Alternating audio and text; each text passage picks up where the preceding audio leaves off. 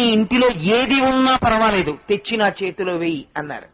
కట్టుకున్న బట్ట విడిస్తే కట్టుకోవడానికి బట్ట లేని దరిద్రురాలైన బ్రాహ్మణి లోపలికి వెళ్లి ఎండిపోయిన ఉసిరికాయ దొరికింది, పట్టుకొచ్చి శంకర భగవత్పాదుల చేతిలో వేసింది. శంకరుల చేతికి ఉసిరికాయ తగిలిందంటే లక్ష్మీదేవి ఆనందమగ్నురాలైపోయింది.